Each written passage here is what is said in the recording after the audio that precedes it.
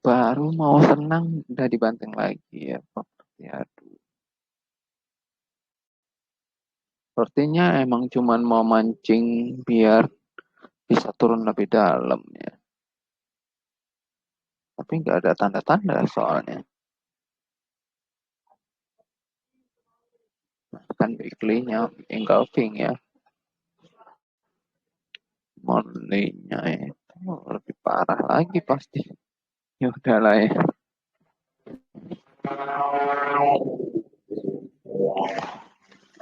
Berikutnya ada cyclical. Cyclical. Kita uh, hampir buat new low sih. Masih oke sih ya. Cyclical ini mungkin akan jadi salah satu yang menarik dengan resisten 946 dan 960. Sepertinya akan koreksi juga nih. Mungkin dia akan buat uh, satu bahu lagi. Satu bahu lagi di sekitar 960-an. Jadi mungkin untuk minggu depan masih bisa naik ya untuk cyclical ya. Secara weekly sih masih oke, masih bisa bertahan di atas ya. Mungkin akan mengunci lagi 960-an ya. Sebelum turun untuk koreksi ya. Ini dia mau koreksi juga nih. Padahal monthly-nya cakep banget nih cyclical-nya. Which is masih bagus ya.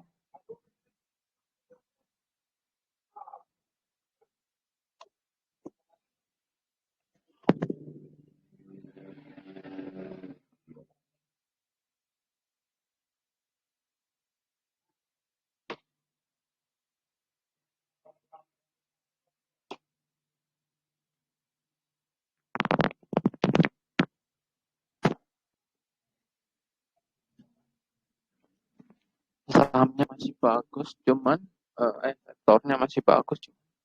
Dia akan naik untuk koreksi ya. Kemungkinan dia akan menguji 924 sampai 894 ya. Uh, jadi kita dari tadi cuman ngelihatin saham-saham yang turun terus, sektor-sektor yang turun terus ya. Mudah-mudahan ini bisa nopang. Nah, ini bagus nih candlenya nih. Saya nggak tahu apakah dia bakal break 14, 19 atau enggak dengan resisten 14, 40. Mudah-mudahan ya. Ini yang bisa nopang IHSG. Kalau enggak, ya dia bakal koreksi lagi. Secara weekly sama daily-nya sih oke. Secara monthly-nya enggak masalah. Kemungkinan akan koreksi juga. Ya, hati-hati lah ya teman-teman. Untuk sektoralnya jelek semua nih. Ya walaupun enggak semua sahamnya bakalan turun, tapi rata-rata turun nih masalahnya. Berikutnya ada sektor industri.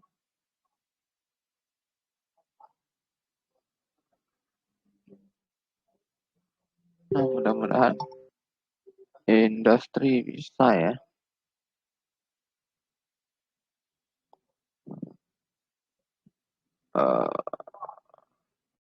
Industri bisa nopang IHSG. Tapi sepertinya masih belum kuat ya.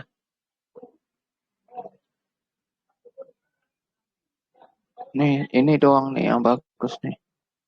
Sektoral ini doang yang masih benar-benar uptrend dan akan mungkin akan jalan ya. Kalau koreksi paling ke 1071 sampai targetnya 1090. Kalau mau cut loss pasang di bawah 1000 ya. Which is it's good, monthly-nya good, ini doang yang bagus nih. Saya nggak tahu kalau diturunin juga sama barnya ya suka-suka dia. Padahal ini doang yang bagus nih, industri ya. Bisa dipantau nih saham-saham industri apa aja.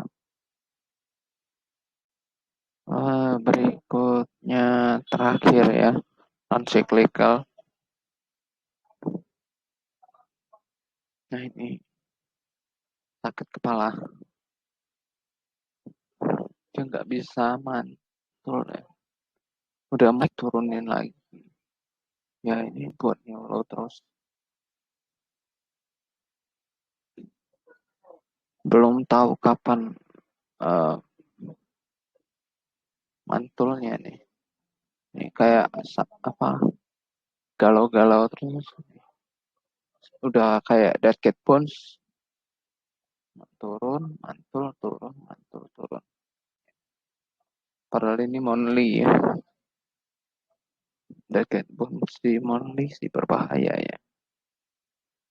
Jadi yang bagus cuma sektor itu aja.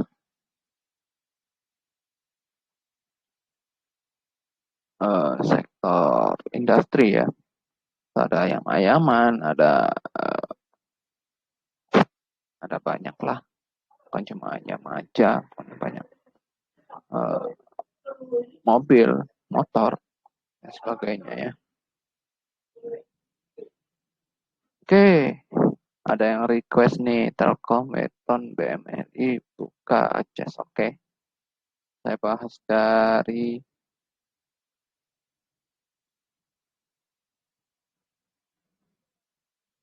Telkom dulu ya.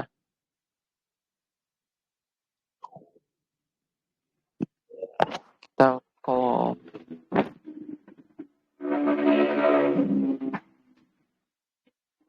Mudah-mudahan Telkom masih bisa menguji area 4.460. Dan kalau misal Telkom masih bisa ke area itu, teman-teman bisa take profit dulu ya. Kenapa?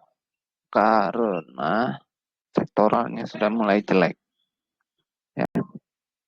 Jadi ini candlenya bagus. Kemungkinan besar dia akan ke area 4390 sampai 4450. Cuman kayaknya bakal berhenti di 44 ya. Saya nggak tahu apakah kuat di 4450. Semoga lah ya. Tapi weekly-nya juga udah mulai lesu ya. Cuma monthly-nya doang yang bagus nih.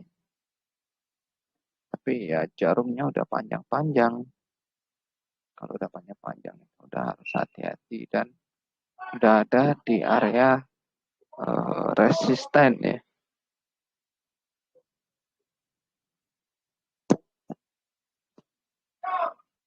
Yang dimana dia akan koreksi mungkin ya berbulan-bulan ya. Kalian lihat kenaikannya ini berbulan-bulan itu Juli, dari Juli sampai Februari, lumayan ya.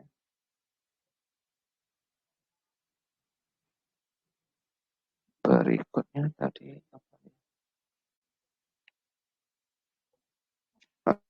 Weton.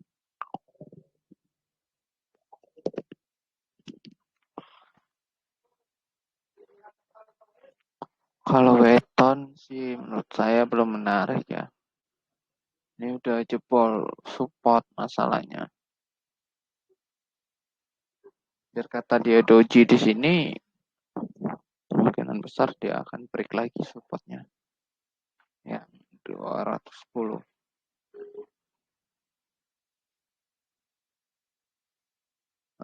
Selama dia masih bikin new low, jangan diambil ya. Dan MMCD juga udah cross ya. Dead cross itu kemungkinan besar turun. Oke, berikutnya ada BMRI. Aduh, BMRI.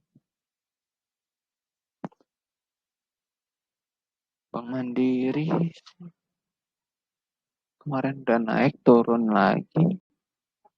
Doji, tapi dia itu ada kerjasama ya kemarin itu ada kendala juga. Padahal transaksinya udah banyak, tapi terkendala ya. Itu dia kerjasama dengan eh, BTS ya, kalau nggak salah itu. BTS itu yang bikin eh, transaksinya naik. Tapi itu juga yang jadi masalah. eh, jadi terlalu rame, jadi servernya kayak nggak kuat gitu. Jadi eh, terhadang gitu ya. Jadinya kurang maksimal jatuh. Ya mungkin akan sideways lah ke arah 7.900 dan kalau dia masih gagal di area 7.900 atau 7.875-nya ini sebaiknya teman-teman take profit ya. Ini candle-nya bagus-bagus tapi volumenya gede-gede tapi merah ya. Dan dari sini juga udah terlihat crossing MACD ya. Kalau crossing MACD biasanya ada goncangan ya, goncangan ya. Biasalah, sudah naik kan harus koreksi. Jadi nggak mungkin akan naik-naik terus. Tapi secara weekly memang seharusnya koreksi ya. Secara monthly ya sudah dekat resisten ya 7.900. Jadi wajar lah ya. Walaupun ini udah breakout, ini udah ngetes, udah saatnya koreksi lagi.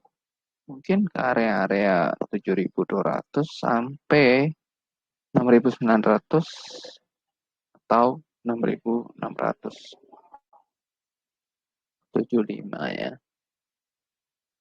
Suka-suka dia mau dimanain. Padahal ini udah cakep nih.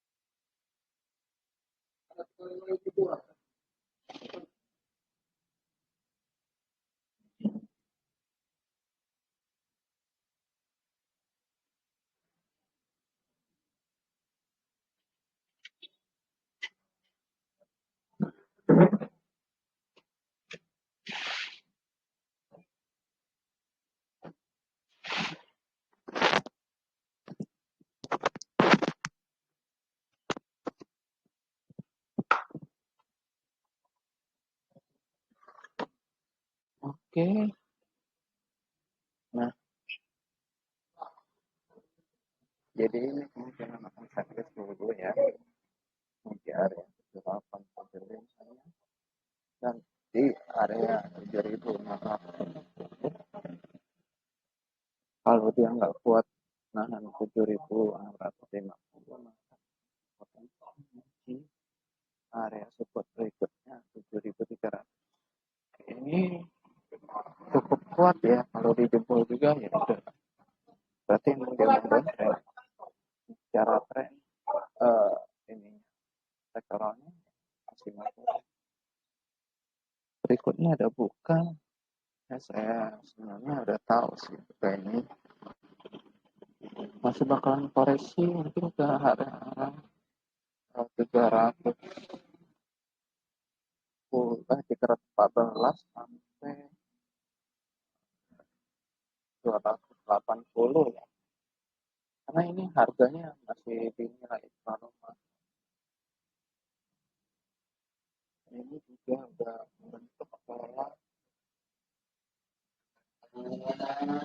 M.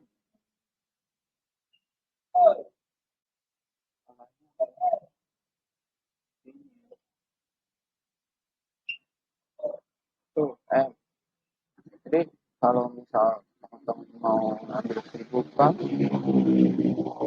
sebaiknya teman-teman nunggu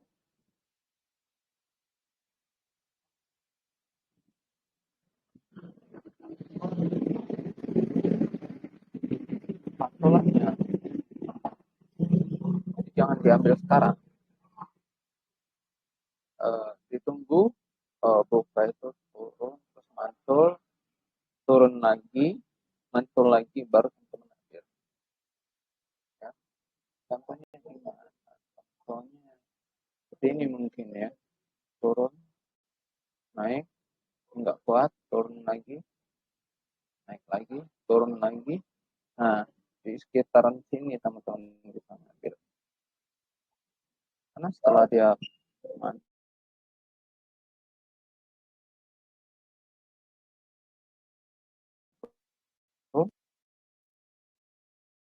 ada kecil lagi harus diambil.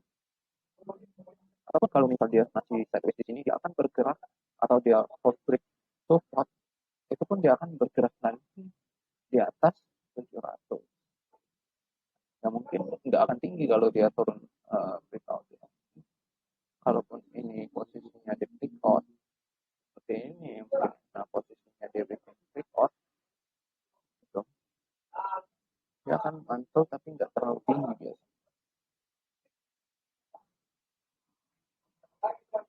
Ya, tapi ini nggak ada pola away-nya. Jadi yang ada. Ya ini support kuatnya di 314 saat ini. Kalau masih turun lagi, menurut saya sih masih 280 masih bisa. Ini sangat murah sih, harusnya kemungkinan wajarnya sekitar 100-an sih menurut saya. Baru enak diperedamkan. Tapi kalau kalian mau buka ini ke 1.000 lagi, sebentar tuh lah.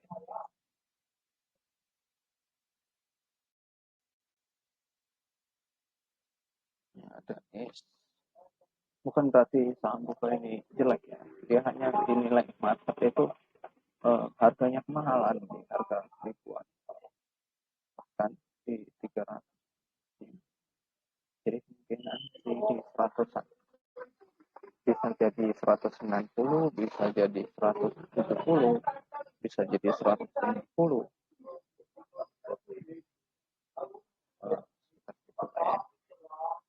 Kalau ya Pak itu terus, saya juga nggak tahu. Saya nggak ngikutinnya sih. Nah seperti ini ya teman-teman. Kalau dia itu sudah membentuk pola M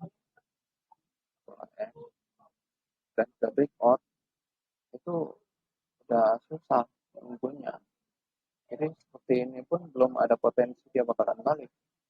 Ini malah 4 candle merah ya. Candle hijau kalau biasanya itu besoknya merah lagi. Dan mungkin akan ke 1045. Kalaupun dia mantul paling cuma bisa sampai 1085 sampai 1085. Tidak akan jauh. Terus dikoreksi atau sideways dan koreksi. Tujuannya kita koreksi.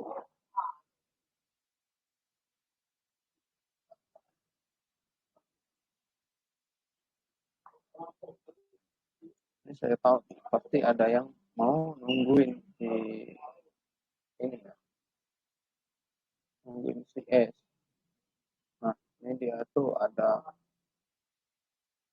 kuat-kuat ya, 70 sama 1040. Saya tahu nih pasti ada yang nungguin tuh daerah sini.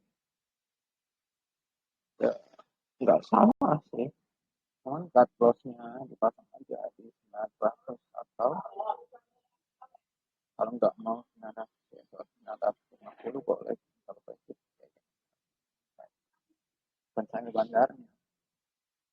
Ya, tapi kalau dilihat risk reward-nya kayaknya Biasanya cuman masih oke lah, karena kalau mau spekulatif baik ya seperti itu, resikonya pasti lebih gede. Jadi ya suka-suka. Oke. Ada lagi saham yang mau dibahas? Kalau enggak, saya akan coba beralih ke win rate-nya Ichimoku dulu ya, sebelum lanjut ke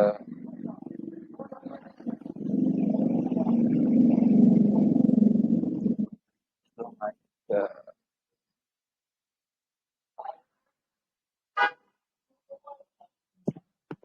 saham pilihan teman-teman. Oke, kita bahas dulu ya. Nah, ini dia. Nah, ya, ini rekapan data Ichimoku Trader dari tanggal 2 Januari kemarin, saat baru buka pada tahun kemarin, sampai 31 Januari ya, secara weekly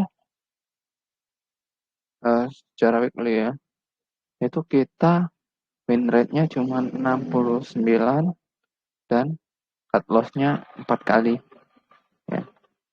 Dan bonusnya ada 3, yaitu yang sampai TP2 itu bonus. Kalau sampai TP2 sampai TP3 itu bonus. Tapi kalau cuma sampai TP1, walaupun TP1-nya tipis, tapi itulah TP1-nya ya. Ini banyak kena cut loss itu karena cut loss saya kedekatan waktu itu. Dan saham yang saya pilih juga nggak terlalu bagus-bagus amat ya. Jadi masih bisa kena cut. Ini win rate-nya sedikit jelek pada 2 minggu awal ya. Tapi nggak jelek-jelek amat ya. Ini 69, ini 67. Yang ini apa? Ini barang masih jalan. Barang masih jalan itu dia itu kita entry tapi belum sampai TP2. Tapi masih jalan dan belum kena stop loss-nya. Jadi masih bisa di hold. Mungkin hanya 1 sampai 2 lot saja atau lot sisanya. Jadi gini teman-teman, misalkan saham yang kita ngambil itu ini ya, BCA ya. Nah, range kita ngambil itu 7575 sampai 7600, oke. Nah, kemungkinan besar kita ngambilnya itu di 7600. Nah, dengan cut loss 7500. Saat ini kita udah TP di harga 7.900. Jika modal kita itu 10 juta, 10 juta taruh ya, 10 juta, 8 juta, 8 juta misalnya. 7 juta setengah atau 8 juta lah ya. Nah, itu kita kan masuknya kemungkinan besar 10 ya. Kalau 10 juta, ya 10 lot. 10 juta, berarti 1 juta dong. Kita masuknya 10% dari modal ya. 10% dari modal. Jadi 10% dari 10 juta, kemungkinan teman-teman itu masuk sekitar 1 lot. 1 atau 2 lot. Ya, suka-suka teman lah, ngatur-ngatur lah ya. 1 atau 2 lot. Kalau 1 lot, teman-teman bisa take profit di 7.900, yang satunya tungguin di 8.250. Tapi kalau belum, maksudnya kalau dia misal teman-teman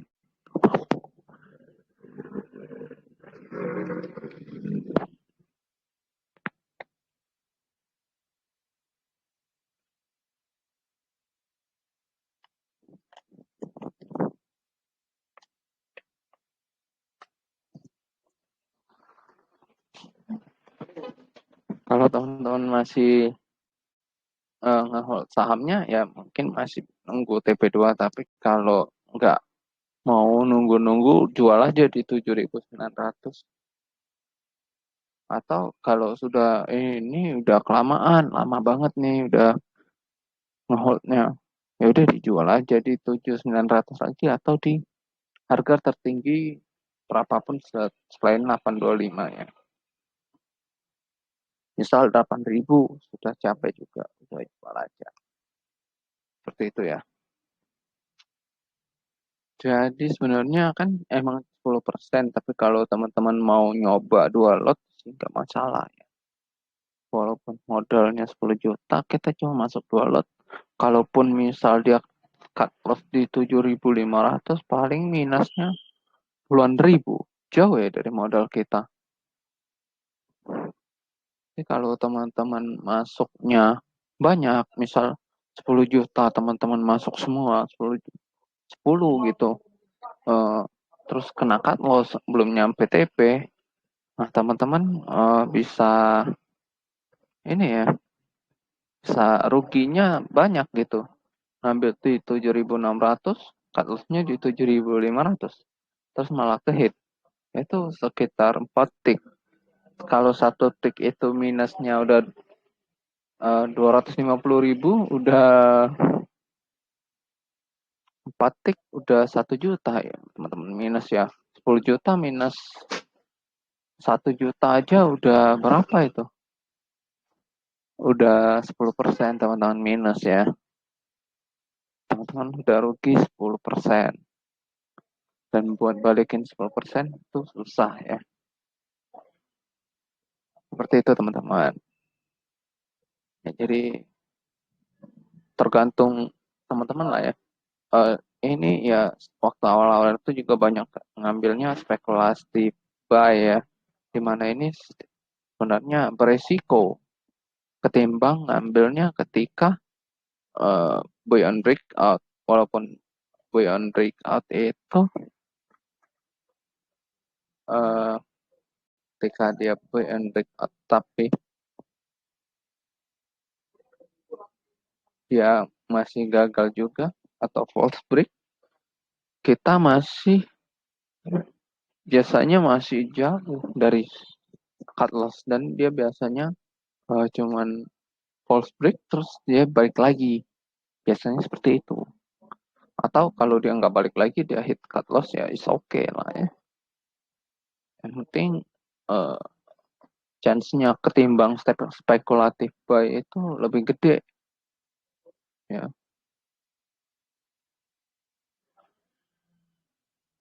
Ketahuannya ketika di sini ya, di minggu kedua nih, walaupun ya lebih dikit hit TP satunya, tapi hit SL-nya itu berkurang, dan barang masih jalannya itu lumayan gede ya, ada 2 dari sekian saham, dari 9 saham yang saya rekomendasi ya. Dan yang sebelah sini itu cut loss-nya. Oke, ini win rate-nya ya, 6 dari 9 saham. Oke, ini kalau di total pasti 100. Nah, nih kelihatan di minggu ketiga itu setelah saya ubah strateginya jadi buy and breakout, walaupun ada spekulatif buy juga, ya masih oke juga spekulatif buy-nya, dan rata-rata masih buy and breakout sih. Uh, dan stop loss-nya juga saya jauhin, masih oke lah ya. Dan yang spekulatif buy itu rata-rata TP1 aja, TP2-nya itu selalu gagal. L gagal TP2, L gagal TP2 ya.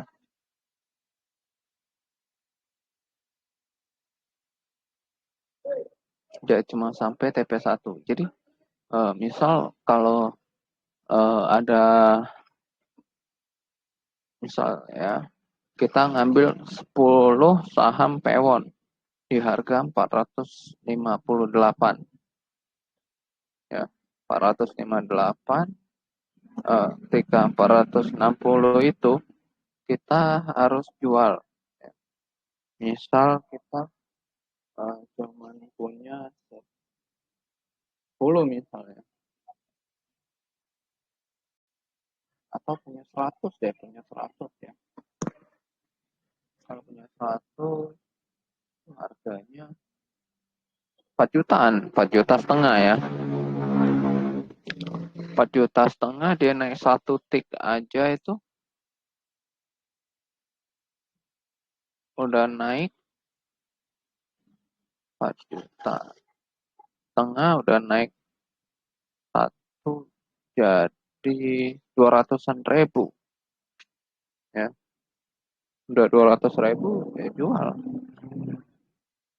Kalau mau dijual 90 atau mau dijual 80-nya masih oke. Tapi ketika cut loss di 436, teman-teman paling cuman rugi dikit gitu ya. Karena cuman punya 10 saham. 10 saham itu di 458 turun ke 36 itu paling-paling minusnya cuman kurang lebih lah ya 50 sampai 100 ribu. Jadi kita masih pegang setengahnya.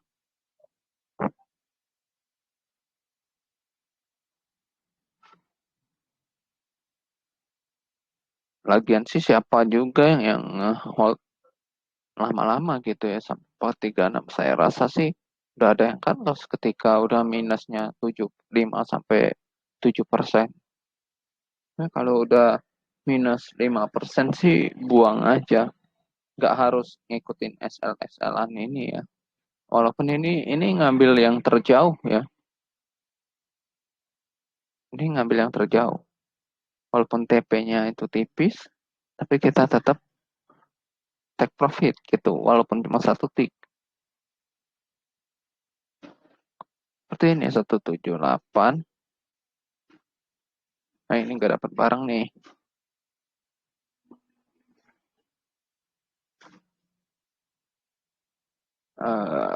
Nah ini 5.000 ke 5.025 itu cuma satu tik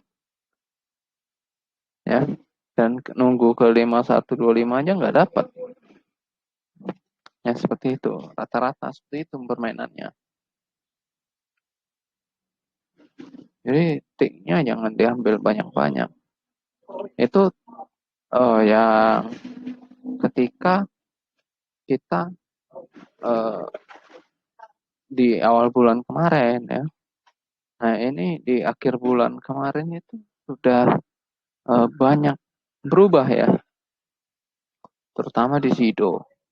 Di Sido ini cuannya udah 3-4 tik ya. Jadi 3 tik tuh 4 tik masih oke lah ya, masih bisa cuan. Dan ini sampai TP3 ternyata.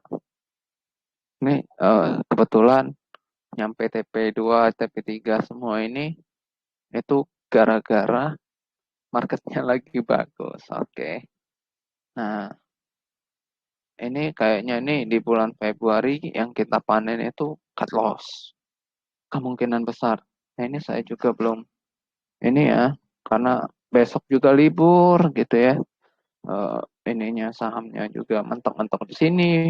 Datanya belum ada. Win rate-nya juga makin turun ya. Ini ada win rate-nya 100 ya ada. Ini kita sampai TP2 semua rata-rata sama TP1. Ini ada yang WTP2 juga nih, kemungkinan yang WTP2 ini jadi SL nih sepertinya.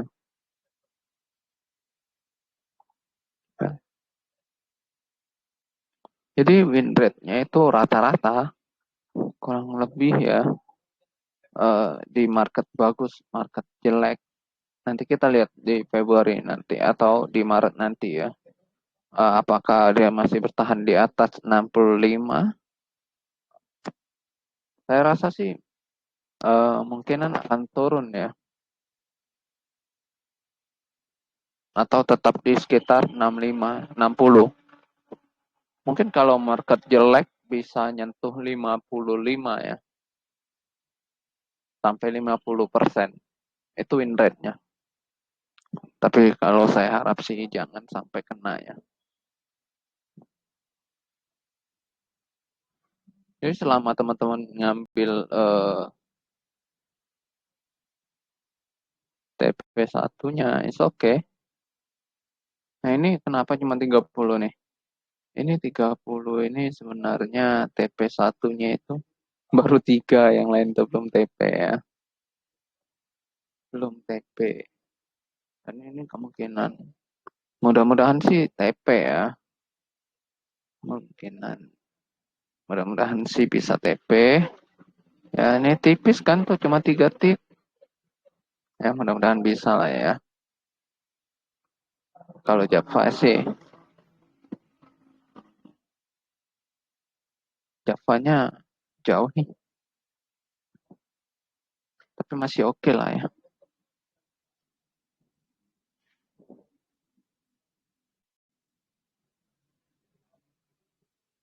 Ya mau ngambil Metsi juga. Ini belum ada signal. Masih nunggu signal. Itu belum konfirmasi mau ngambil. Seharusnya mau ngambil sekitaran harga 572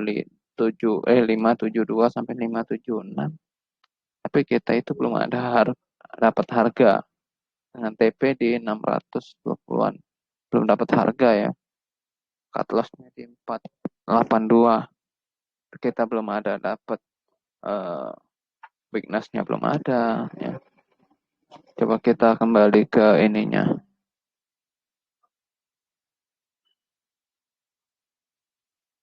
Kita lihat Metsi ya. Metsi. Medco Energy. Nah, ini kita itu nunggu dia koreksi ya. Sekali lagi koreksi. Apakah dia mantul? Kalau dia mantul, kita baru ngambil. Ya, sekitar 570 tadi. 572 sampai 576. Nah, di sekitar itu nanti ngambil 576. Jangan 576 langsung di HK. Kita tunggu dulu dia turun. Ya, kalau dia jebol area 550 ya tinggalin dulu lah, jangan yang langsung ikut tenggelam.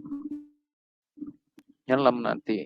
Ya, masuk ngambil tinggi walaupun udah di area support juga. Kalau kita kan lumayan jauh soalnya nih. Jadi kalau ngambil terus kena cut loss doang ya rugi dong. Ya kan? 482 lumayan loh itu. Minusnya jadi banyak ya. Atau minus sudah 5% misal terambil di 575 ya. Terus sudah minus nih sampai 520 ya, teman ke atas dulu di 520 sambil nunggu dia recover. Ya, kalau dia recover di 520, teman-teman harusnya ngambil setelah ada sinyal lagi. Ya, kalau nggak ada sinyal lagi ya jangan masuk lagi. Oke. Sudah jam 9. Kita akhiri jumpa kita pada malam ini. Semoga teman-teman pada cuan ya. Kalau ada yang nggak ngerti bisa DM saya pribadi. Atau ada saham nyangkut bisa tanya saya atau rekan-rekan saya. Terima kasih buat yang udah hadir di kelas saya. Semoga cuan